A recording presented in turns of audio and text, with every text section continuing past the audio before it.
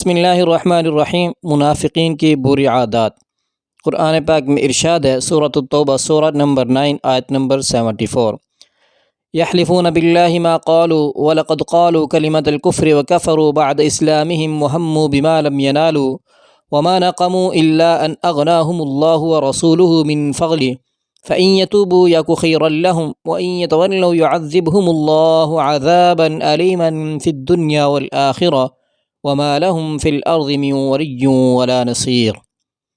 اس آیت مبارکہ کا ترجمہ: یہ منافقین اللہ کی قسمیں کھا کر کہتے ہیں کہ انہوں نے یہ کفریہ بات نہیں کہی، حالانکہ یقیناً کفر کا کلمہ کہہ چکے ہیں اور یہ اسلام لانے کے بعد دوبارہ کافر ہو گئے، اور انہوں نے اس برے کام یعنی قتل رسول صلی اللہ علیہ وسلم کا ارادہ کیا جو یہ پورا نہ کر سکے۔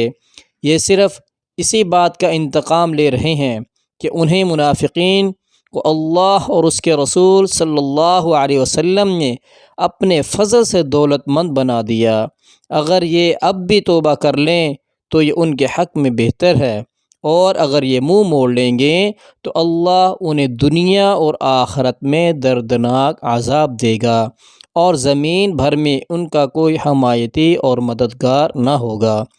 اس آیت مبارکہ کی تفسیر۔ اس آیت مبارکہ میں یہ وضاحت کی گئی ہے کہ منافقین کے بری عادات میں جھوٹی قسمیں کھانا، کفریہ کلمات کہنا، اور آپ صلی اللہ علیہ وسلم اور مسلمانوں کے خلاف چالیں چلنا بھی ہے۔ مثلا غزوہ تبوک سے واپسی پر چند منافقین نے رسول اکرم صلی اللہ علیہ وسلم کو موقع پا کر اچانک قتل کر دینے کا منصوبہ بنایا، اور اس نیت سے آپ صلی اللہ علیہ وسلم کے پیچھے بھی لگ گئے۔ اس وقت آپ صلی اللہ علیہ وسلم باقی لشکر سے الگ تھے۔ اللہ سبحانہ و تعالی نے وحی کے ذریعے آپ صلی اللہ علیہ وسلم کو اس سازش کی اطلاع دی، اور آپ صلی اللہ علیہ وسلم نے اپنا بچاؤ کر لیا۔ اس کے علاوہ بھی بہت سارے کئی واقعات رونما ہوئے۔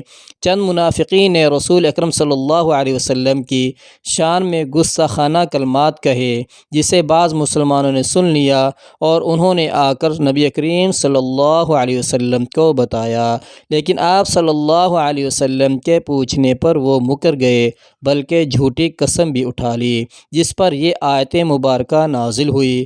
اس سے یہ بھی معلوم ہوا کہ نبی کریم صلی اللہ علیہ وسلم کی شان میں گستاخی کرنا کفر ہے۔ آپ صلی اللہ علیہ وسلم کی شان میں گستاخی کرنے والا مسلمان نہیں ہو سکتا۔ ہمیں بھی چاہیے ہم اپنے آپ کو ان عادات سے محفوظ رکھیں۔ جزاک اللہ خیرا، وعلیکم السلام ورحمۃ اللہ وبرکاتہ۔